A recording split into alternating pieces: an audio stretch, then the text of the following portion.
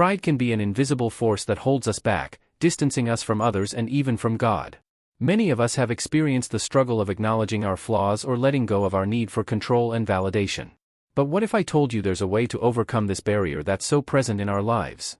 What does the Bible teach us about living with humility, accepting our limitations, and surrendering to God's grace? When we embrace humility, we can break down the walls pride builds, restoring our relationships, inner peace, and most importantly, our connection with God. Today, let's discover powerful biblical advice on how to turn pride into a force of humility, finding true freedom and the peace that comes from living the way God intends. Before we dive in, I want to invite you to be part of something special. By subscribing to our channel, you'll join a community of people just like you who are seeking to grow in faith and live with purpose. You'll get exclusive access to powerful teachings, inspiring stories, and practical advice that will help you live out God's plan for your life. So don't miss out, hit that subscribe button now and become a part of this journey with us. Imagine for a moment a king. Not just any king, but one who has all the power of the heavens at his command. A king who speaks, and stars form, who can walk on water, calm storms, and heal the sick with a touch. This king could have come to earth with thunder and legions of angels announcing his arrival. Yet, when he came, he chose something no one expected: humility. This is the story of Jesus, the king who served.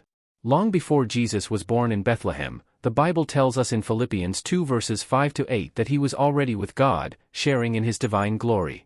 But instead of clinging to his heavenly status, Jesus willingly emptied himself. He took on human form, not as a mighty ruler, but as a servant. His life on earth would show us what true greatness looks like, not power or pride, but selfless love. Jesus didn't enter the world in a palace surrounded by wealth or influence. He was born in a simple stable, laid in a manger meant for feeding animals. His earthly parents, Mary and Joseph, were humble people, ordinary in the eyes of the world, but chosen by God for an extraordinary mission. Jesus' first visitors weren't kings or nobles, but shepherds, men of low status. From the very beginning, his life was a testament to humility. Growing up, Jesus lived in Nazareth, a small and overlooked town. He worked as a carpenter, shaping wood with his hands. Can you picture it?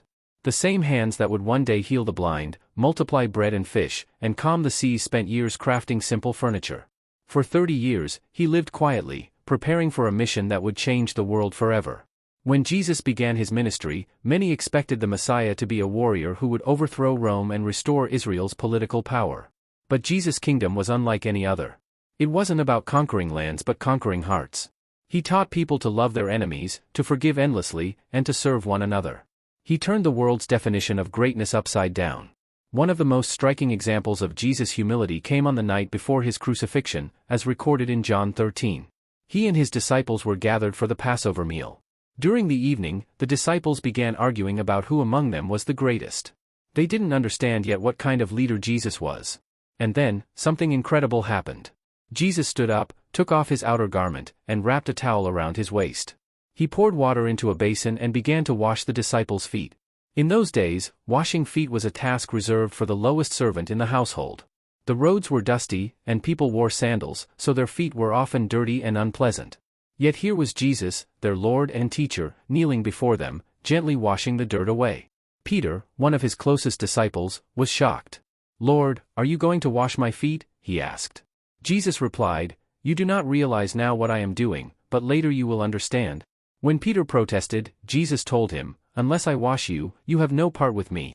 After finishing, Jesus stood and said to them, "Do you understand what I have done for you? You call me teacher and Lord, and rightly so, for that is what I am. Now that I, your Lord and teacher, have washed your feet, you also should wash one another's feet.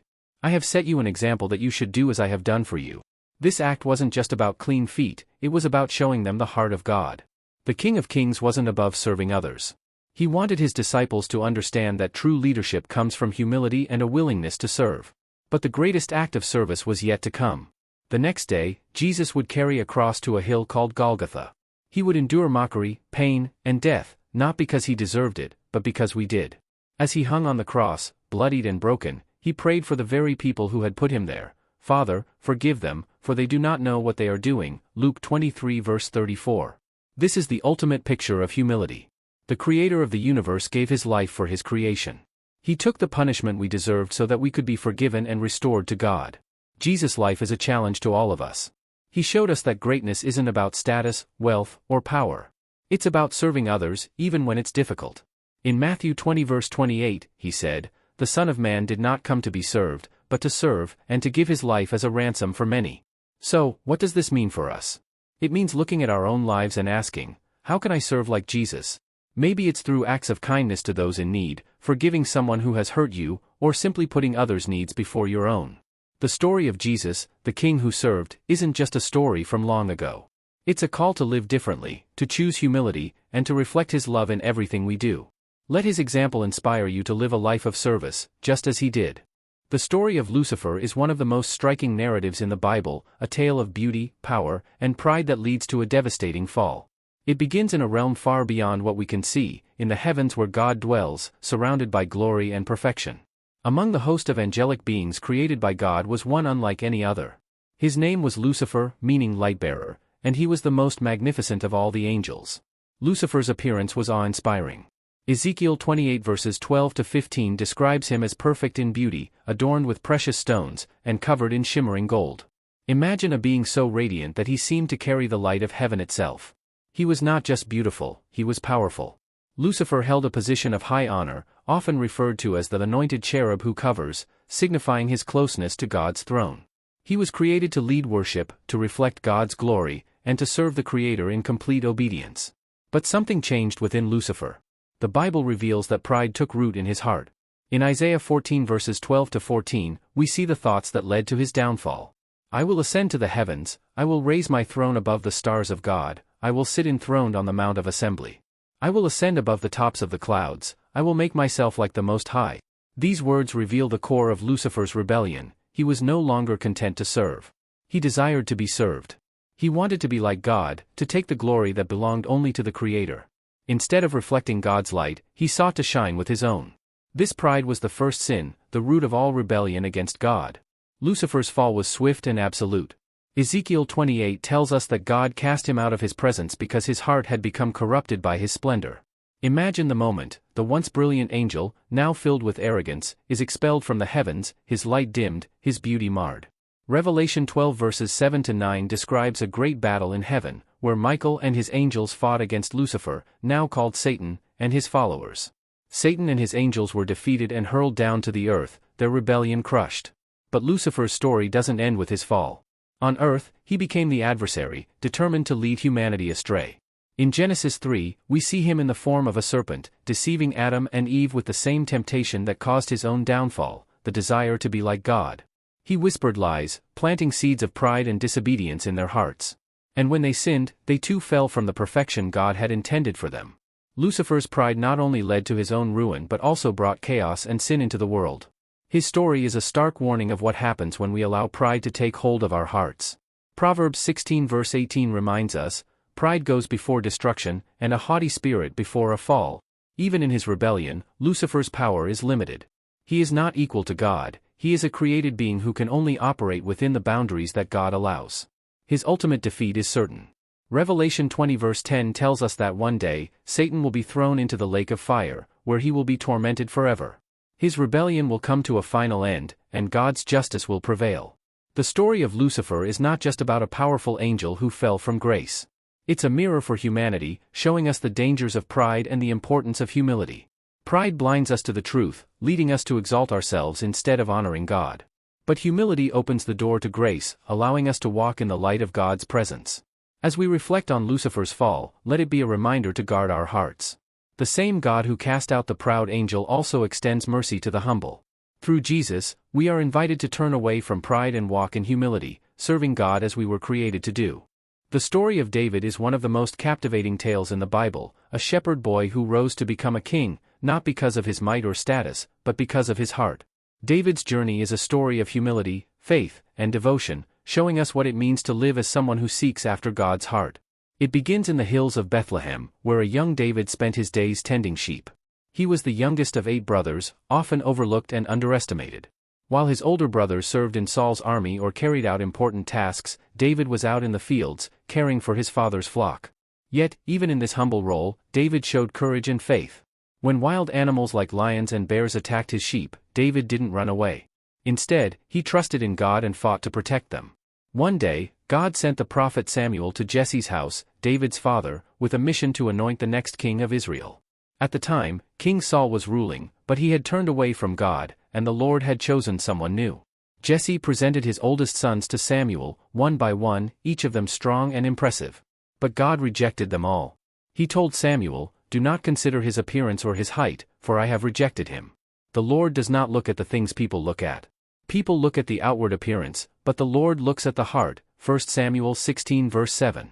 Finally, Samuel asked if there were any more sons.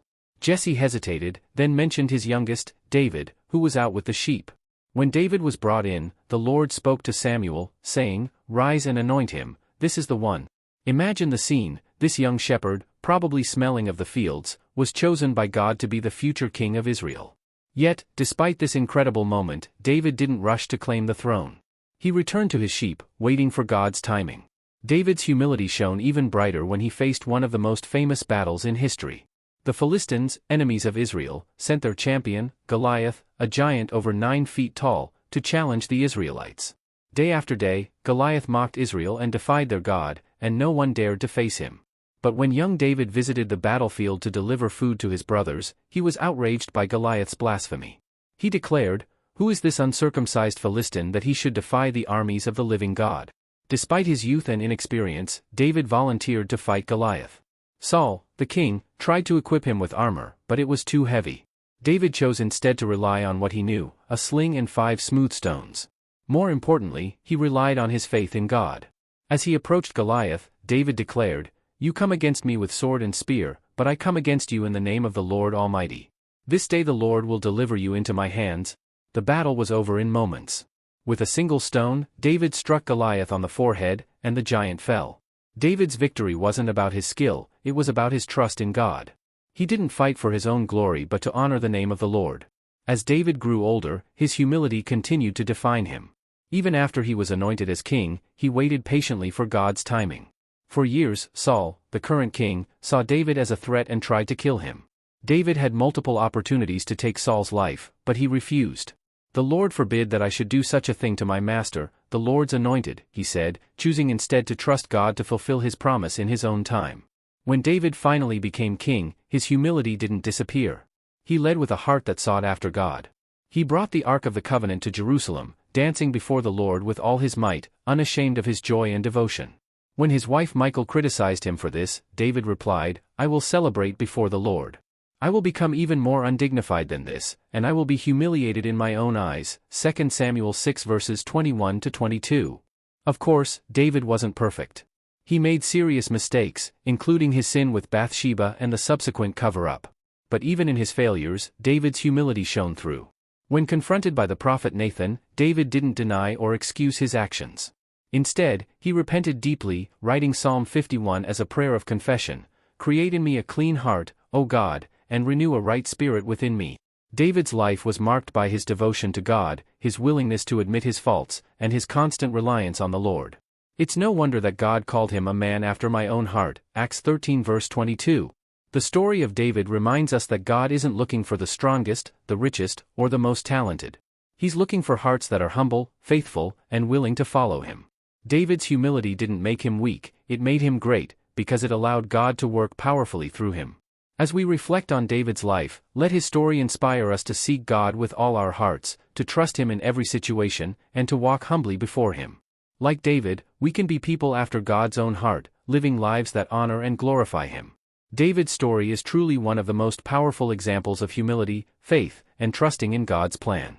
But here's a question for you. What area of your life is God calling you to trust him more fully, just like David did, even when things seem impossible?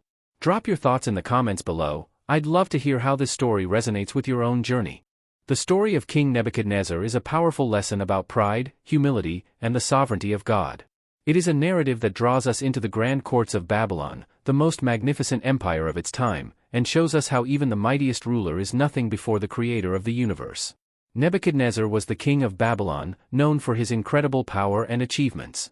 His empire was vast, stretching across nations, and his capital city was adorned with wonders, including the legendary Hanging Gardens, one of the 7 wonders of the ancient world. But with all his wealth and success came an overwhelming pride. Nebuchadnezzar began to see himself as the source of his greatness, forgetting that all authority comes from God. The story takes a dramatic turn in Daniel chapter 4, where Nebuchadnezzar himself recounts a life-changing experience. One night, the king had a troubling dream. He saw a massive tree, so tall that it reached the heavens, and its branches spread wide, providing shelter for animals and birds. The tree was strong and beautiful, and its fruit fed the world. But suddenly, a heavenly messenger commanded that the tree be cut down, leaving only its stump bound with iron and bronze. The messenger declared that the mind of the one represented by the tree would be changed to that of an animal for 7 years until he acknowledged that the Most High God rules over the kingdoms of men. Confused and disturbed, Nebuchadnezzar summoned his wise men and magicians, but none could interpret the dream. Finally, he called for Daniel, a man known for his wisdom and faith in the God of Israel. When Daniel heard the dream, he was deeply troubled. With courage and respect, he explained to the king that the great tree symbolized Nebuchadnezzar himself. His power and kingdom were vast, providing shelter and sustenance to many, but his pride had reached dangerous heights. The dream was a warning: if Nebuchadnezzar did not humble himself and recognize God's sovereignty, he would be brought low and live like an animal until he learned the truth. Despite the warning, Nebuchadnezzar's pride remained unchecked. A year later, as he walked on the roof of his palace, he gazed out at the splendor of Babylon and said, "Is this not the great Babylon I have built as the royal residence, by my mighty power and for the glory of my majesty?" Daniel 4 verse 30. At that very moment, a voice from heaven declared that the prophecy of the dream would now be fulfilled. In an instant, Nebuchadnezzar's mind was changed. He lost his sanity and was driven away from his palace. He lived in the fields like an animal, eating grass, his hair growing long like eagle's feathers and his nails like birds' claws.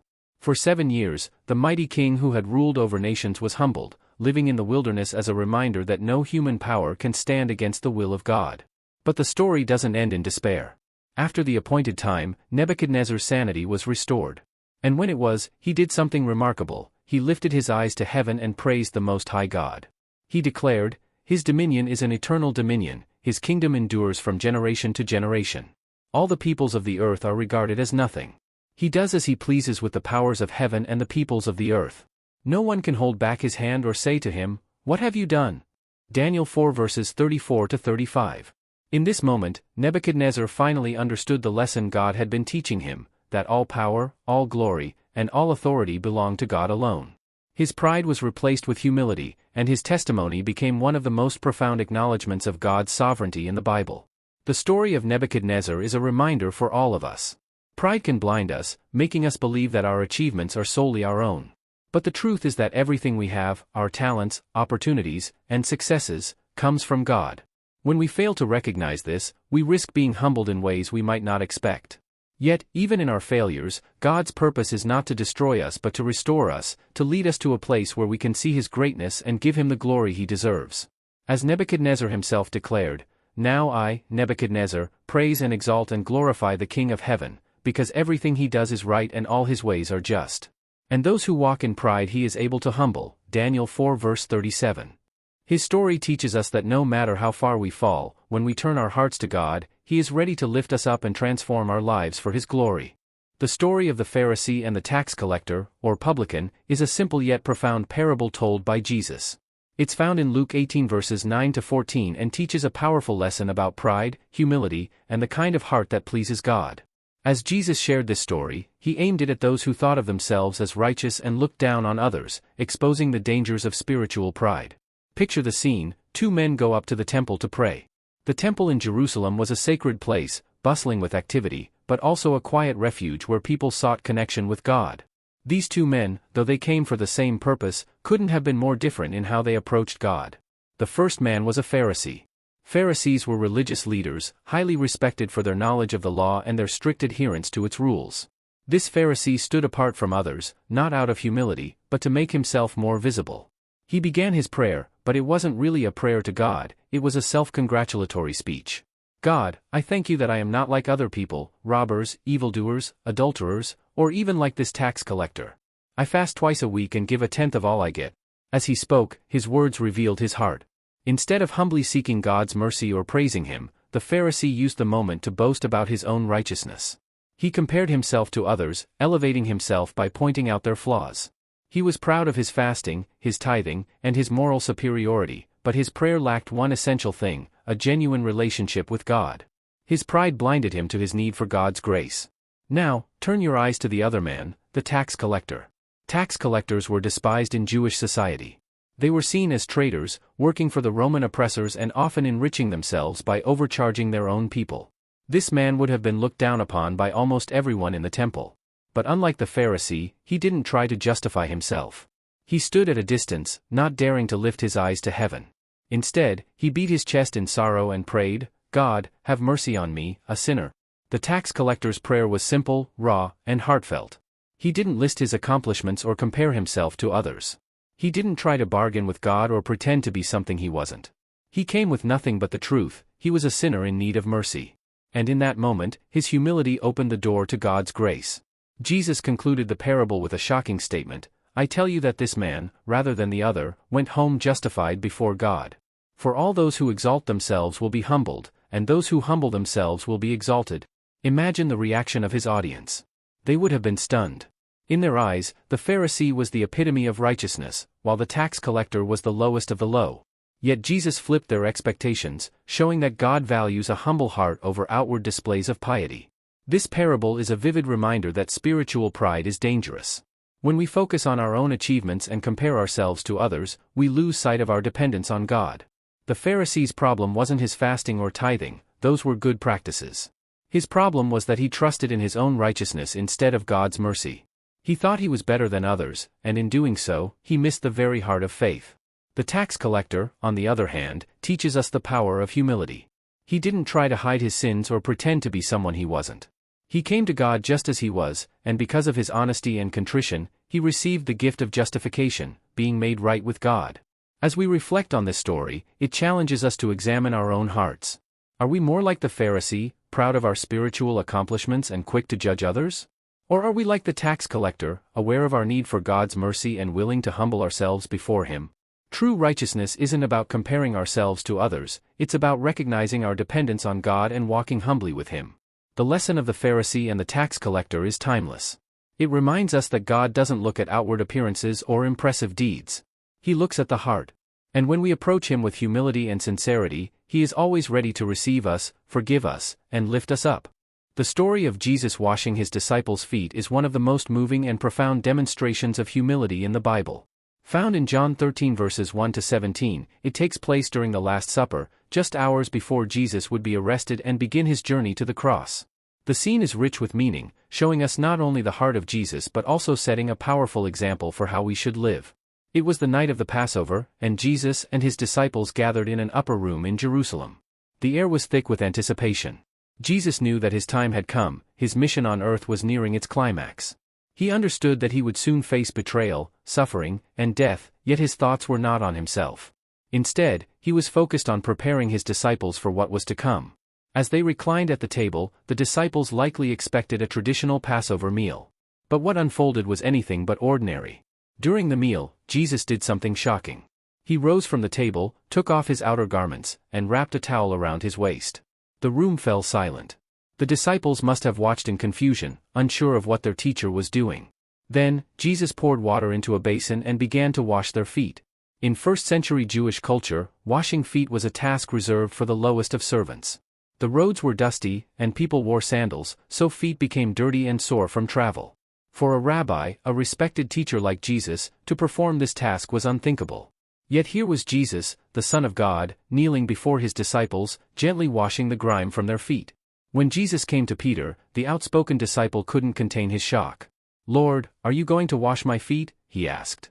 Jesus replied, "You do not realize now what I am doing, but later you will understand."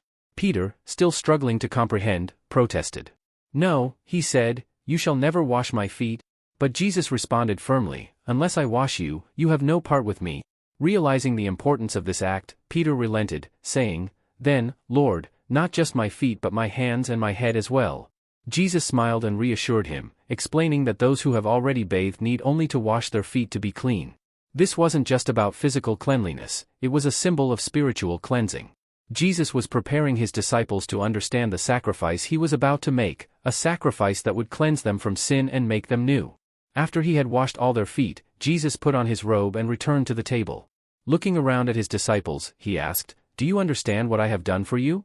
You call me teacher and Lord, and rightly so, for that is what I am.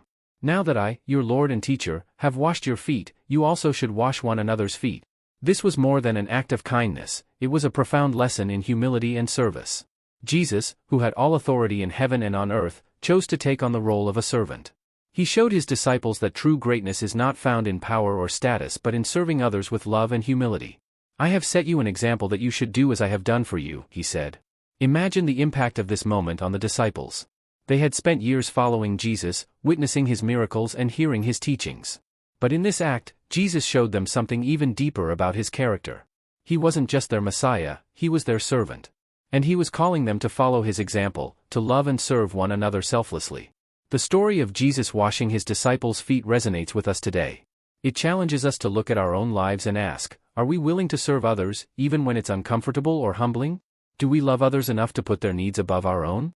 In washing his disciples' feet, Jesus foreshadowed the ultimate act of humility, his death on the cross. Just as he knelt to cleanse their feet, he would soon lay down his life to cleanse their souls. This act wasn't just a lesson in humility, it was a glimpse of the depth of his love. As we reflect on this story, we are reminded that following Jesus means adopting his attitude of humility and service. Whether it's through small acts of kindness or significant sacrifices, we are called to serve others as he served us. And in doing so, we not only honor him but also reflect his love to the world. Now that you know these things, Jesus said, you will be blessed if you do them. The image of Jesus, the King of Kings, kneeling to wash feet is one we should carry with us. It's a picture of what true leadership, love, and humility look like. Let it inspire us to live lives that echo his example, serving others with the same selfless love he showed that night in the upper room. If you're finding value in this story and the lessons of humility, go ahead and hit that like button. By liking this video, you're not just supporting the channel, but you're also helping others find this message. Plus, every like shows that you're ready to take these powerful lessons into your own life. So, give that thumbs up now and let's keep spreading wisdom together. The book of Proverbs, often known as the wisdom book of the Bible, contains many profound insights into human behavior and the way God desires us to live. One of its key themes is the destructive nature of pride and the life-changing power of humility. These teachings, written by King Solomon, are as relevant today as they were in ancient times, speaking directly to the human heart about how to live wisely and humbly before God. One of the most well-known verses in Proverbs is Proverbs 16 verse 18, which says, "Pride goes before destruction, a haughty spirit before a fall." This powerful statement warns that pride is a precursor to downfall. When we allow ourselves to become arrogant or overly self-assured, we lose sight of our need for God and others. It's as if we're building a tower on unstable ground, confident it will stand, but unable to see that it's bound to collapse. Whether in our personal lives or our professional endeavors, when we rely on our own strength and dismiss the value of humility, we set ourselves up for failure. Pride blinds us to the reality of our limitations and makes us vulnerable to defeat. Proverbs also reminds us that pride often breeds conflict. In Proverbs 13 verse 10, we read, "Where there is strife, there is pride, but wisdom is found in those who take advice." How often do we see pride manifest in arguments, disagreements, and division? When we insist on our own way or refuse to admit our mistakes, we create an environment ripe for conflict. It's a natural consequence of putting our own interests and egos before the well-being of others. But when we humble ourselves and listen to advice, when we are willing to consider another perspective, it creates space for peace and understanding. This is wisdom in action, choosing humility over stubbornness, seeking harmony instead of discord. One of the most beautiful promises in Proverbs is found in 22:4, "Humility is the fear of the Lord, its wages are riches and honor and life." Here, humility is not seen as weakness but as strength that comes from recognizing our dependence on God. When we humble ourselves before Him, acknowledging His greatness and our need for His guidance, He blesses us. Riches, honor, and life are not necessarily material wealth, but the deeper treasures of peace, wisdom, and a life aligned with God's purpose. Humility opens the door for these blessings to enter, for when we submit to God's will, He fills our lives with His goodness. Proverbs also draws a sharp contrast between pride and humility in Proverbs 11 verse 2, "When pride comes, then comes disgrace, but with humility comes wisdom." Pride brings disgrace, both in the eyes of others and in our own hearts. It's a heavy burden to carry because it's built on the false idea that we are superior to others. But humility leads to wisdom. Humility helps us recognize our need for God, making us teachable, open to learning, and receptive to His direction. Wisdom doesn't come from self-exaltation, but from a heart that is willing to listen, learn, and grow. The Bible makes it clear that God opposes the proud but shows favor to the humble. Proverbs 3 verse 34 says, He mocks proud mockers but shows favor to the humble and oppressed. This is a sobering thought. When we choose pride, we are choosing to live apart from God's grace. But when we humble ourselves, He draws near to us, offering His favor, His guidance, and His strength. It's a beautiful reminder that God is not distant but is actively involved in the lives of those who choose to live humbly. The wisdom in Proverbs isn't just a set of rules, it's an invitation to live in alignment with God's heart. It calls us to turn away from the dangers of pride, which lead to division, destruction, and separation from God, and to embrace the path of humility, which leads to wisdom, peace, and blessing. Humility isn't about thinking less of ourselves but recognizing our need for God in everything. It's about understanding that true greatness comes not from elevating ourselves, but from serving others and living in accordance with God's will. As we reflect on the counsel of Proverbs, we are reminded that pride has no place in the life of a believer. It is a trap that can lead to our downfall. But when we humble ourselves before God and others, we open ourselves to the wisdom and blessings that come from Him. These timeless truths are not just for ancient times but for every generation. When we choose humility over pride, we choose the way of wisdom, the way that leads to a life of honor, peace, and closeness with our Creator.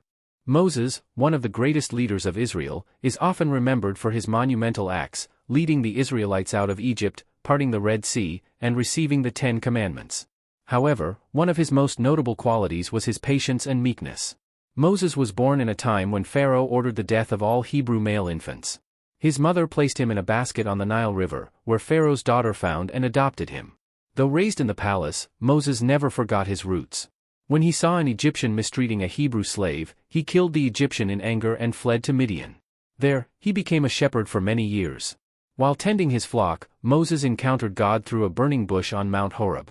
God told him he was chosen to lead the Israelites out of Egypt, a task Moses initially felt unqualified for. Despite his doubts, Moses accepted God's call. Moses faced numerous challenges.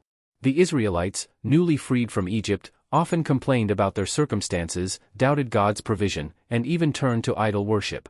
Moses' patience was tested repeatedly. When they lacked food and water, he interceded for them. When they built a golden calf, Moses was heartbroken but still prayed for their forgiveness. Despite the hardships, Moses remained humble and trusting in God's plan. He was described as the most humble man on the face of the earth, Numbers 12:3. Even when God told Moses that he would not enter the promised land, Moses accepted God's will and continued to serve the people faithfully. Moses' life is a powerful example of patience and humility. He trusted in God's timing, even when things were difficult or unclear. His leadership was rooted in meekness, not power. Through his story, we learn that true strength lies in trusting God's plan and enduring patiently, even in times of trial. The story of humility in the Bible is vividly illustrated through the teachings of the apostles Peter and James. Both men, prominent leaders in the early church, emphasized submission to God's will and humility in their letters to the believers. Peter, once impulsive and prideful, learned through personal failure and restoration how vital humility is.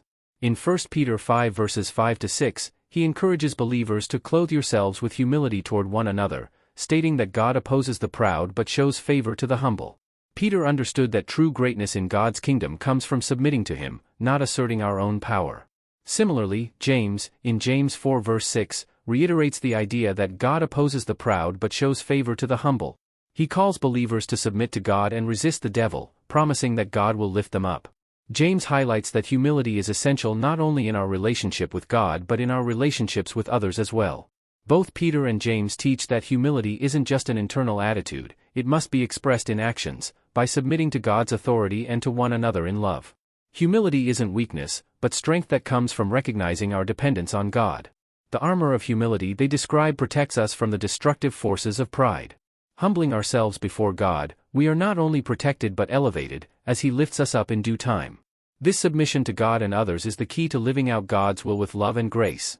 Humility, therefore, isn't about weakness but about the strength found in trusting God's plan above our own. The parable of the rich fool, told by Jesus in Luke 12, warns us about the dangers of placing our trust in wealth and earthly possessions. Jesus told the story of a rich man who had a bountiful harvest one year. With more crops than he could store, he decided to tear down his barns and build bigger ones to store his wealth. He thought to himself, I have plenty of grain for many years. I can take it easy and enjoy life. But that very night, his life was taken. Jesus ended the parable by saying, This is how it will be with whoever stores up things for themselves but is not rich toward God. The story teaches us about the pride that comes with wealth. The rich man focused only on his own comfort and security, ignoring his relationship with God. He believed his wealth would provide for him indefinitely, but he had no guarantee of tomorrow. This parable warns against accumulating wealth for selfish purposes without considering how we can serve others or honor God. It challenges us to live with an eternal perspective, remembering that true wealth is found in being rich toward God, using our resources to serve others and to build treasures in heaven, not just in earthly possessions. The rich fool's story reminds us that material wealth is temporary, and placing our trust in it can lead to emptiness. True security and peace come from trusting in God, not in the things of this world. The command to love your neighbor as yourself is one of Jesus' most powerful teachings, found in Matthew 22 verses 37 to 40. Jesus says that the greatest commandment is to love God, and the second is like it, to love your neighbor as yourself. But how does humility play a role in this? In the parable of the Good Samaritan, Luke 10 verses 25 to 37, Jesus shows us what it means to love our neighbor. A man is beaten and left for dead on the side of the road. A priest and a Levite pass by, ignoring him, but a Samaritan stops, helps the man, and cares for his wounds. The Samaritan's actions reflect humility. He goes out of his way to help without expecting anything in return. He shows compassion and selflessness, unlike the priest and Levite, who were too focused on their own lives to help. Humility in relationships means putting others first, recognizing their needs, and responding with love. It's about acting with compassion, even when it's inconvenient. Loving your neighbor as yourself requires seeing others as valuable and deserving of care, regardless of their background. This kind of love is not always easy. It challenges us to serve others without expecting anything in return, just as Jesus served us. In everyday life, humility means listening, forgiving, and putting others before ourselves. It's about loving without pride or self-interest, serving with a humble heart. In a world that often values power and status, Jesus calls us to love with humility. It's a love that sees beyond differences and seeks the well-being of others. When we love with humility, we reflect God's love, transforming our relationships and our communities. Loving our neighbor as ourselves is a call to serve selflessly, to show compassion, and to build a community of humility and care. The story of Jonah reveals the powerful contrast between human pride and God's mercy.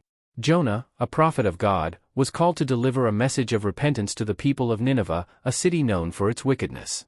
However, Jonah disliked the Ninevites and didn't want to see them saved. Instead of obeying God, Jonah ran in the opposite direction, boarding a ship to escape God's call. A violent storm arose, and Jonah realized it was because of his disobedience.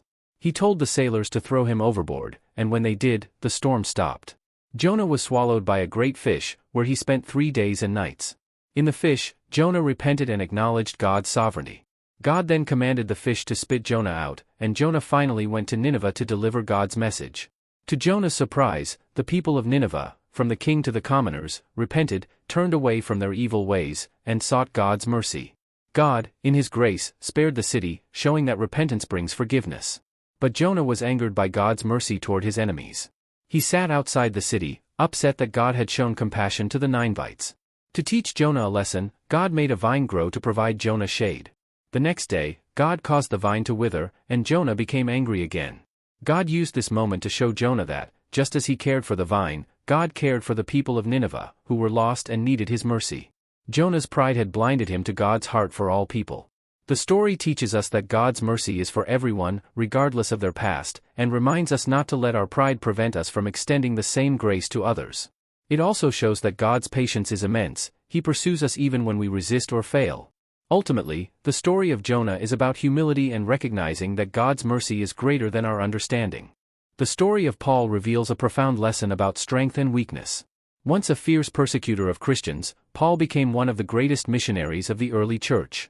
Despite his powerful ministry, Paul faced immense struggles and suffering. In 2 Corinthians 12 verses 7 to 10, Paul shares a personal struggle, a thorn in the flesh that caused him great pain. 3 times, he prayed for God to remove it, but God responded, "My grace is sufficient for you, for my power is made perfect in weakness." Paul realized that instead of removing his pain, God used it to reveal His power. He came to understand that in his weakness, God's strength was most evident. Rather than feeling discouraged, Paul chose to boast in his weaknesses because they allowed God's power to shine through him. He declared, "For when I am weak, then I am strong." Paul's experience teaches us that our weaknesses don't disqualify us from God's work, they open the door for His power to be revealed. In a world that values strength and self-sufficiency, Paul's message is radical. True strength is found in relying on God, especially in moments of vulnerability. Our struggles, instead of being obstacles, become opportunities for God's grace to be shown. Like Paul, we can learn to embrace our weaknesses, not because we want to glorify our pain, but because in them, God's power is made perfect. When we are weak, He is strong. This shift in perspective helps us rely on God and experience His grace in ways we never would if we were self-sufficient. The story of the rich young ruler, found in the Gospels of Matthew, Mark, and Luke, reveals how pride and attachment to wealth can prevent someone from fully surrendering to God. The young man, wealthy and successful, approached Jesus with a sincere question: "What must I do to inherit eternal life?" Jesus replied by reminding him of the commandments, to which the young man confidently said he had kept all of them. But Jesus, knowing what was in his heart, told him, "One thing you lack. Go, sell everything you have and give to the poor, and you will have treasure in heaven. Then come, follow me." The young man, shocked and saddened, turned away because he couldn't part with his great wealth. His pride in his possessions kept him from accepting Jesus' invitation. This story highlights how pride in our achievements and possessions can block us from fully following Jesus. It's not that wealth itself is bad, but when it becomes our security and identity, it prevents us from surrendering to God. Jesus explained to his disciples how difficult it is for the rich to enter the kingdom of God, but with God, all things are possible. The story challenges us to examine what we are holding on to that might be hindering our relationship with God. True discipleship requires surrendering everything to Him, including our pride, possessions, and attachments. The rich young ruler's struggle is a reminder that we must choose Jesus over everything else if we truly want to experience eternal life. The Bible makes clear promises to the humble, especially the promise of inheriting the kingdom of God. In Matthew 5 verse 5, Jesus says, "Blessed are the meek, for they will inherit the earth."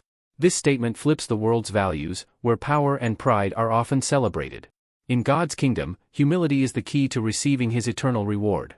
Humility is not weakness, but recognizing our dependence on God and choosing to serve others. Jesus is the ultimate example of humility.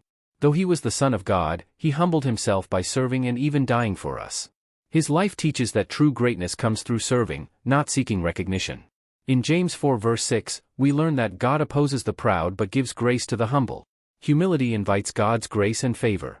God promises to lift up the humble in due time, 1 Peter 5 verses 5 to 6, even when the world overlooks them. Their reward is an inheritance in His kingdom, where humility reigns. The humble are not focused on wealth or status. Instead, they serve others with kindness, reflecting the values of God's kingdom. Jesus taught that those who serve others, especially the poor and needy, are following His example. In Matthew 25 verse 34, He says, "Take your inheritance, the kingdom prepared for you." The rich man and Lazarus parable in Luke 16 highlights that those who live with humility and compassion will be rewarded, while those who are proud and selfish will face judgment. Ultimately, God's promise to the humble is an eternal inheritance, His kingdom. Humility is not about earthly success, but about living with a heart of service, trusting in God's grace, and serving others. The humble may not be recognized by the world, but they are seen by God and promised an eternal reward that far outweighs anything this world offers. I'd love to hear your thoughts. What do you think is the hardest part of embracing humility in today's world? Is it letting go of pride, trusting God more fully, or something else? Share your thoughts in the comments. I'm excited to hear your perspective and start a conversation about how we can all live with more humility. So, what have we learned today? Overcoming pride and choosing humility isn't easy, but it's the path to true freedom. The Bible gives us clear guidance on how to live humbly, just like Jesus did, putting others first, serving with love, and trusting God above all. When we do this, we not only become more like Christ, but we also find peace and joy that pride can never give. Remember, humility isn't about thinking less of yourself, but thinking of yourself less. It's about recognizing that we're all in need of God's grace, and when we humble ourselves, He lifts us up. So, let's choose today to put aside pride and live with hearts full of humility, knowing that in doing so, we're living out God's best plan for our lives. Before we wrap up, I want to invite you to be a part of something truly special. By subscribing to this channel, you'll join a community of like-minded people who are on a journey to grow in faith and live with purpose. You'll get exclusive access to more powerful content, inspiring stories, and practical lessons that will help you on your walk with God. Don't miss out. Hit that subscribe button now and be part of this incredible community. Thank you for watching. Let's take this lesson into our daily lives and watch how God transforms our hearts, our relationships, and our future.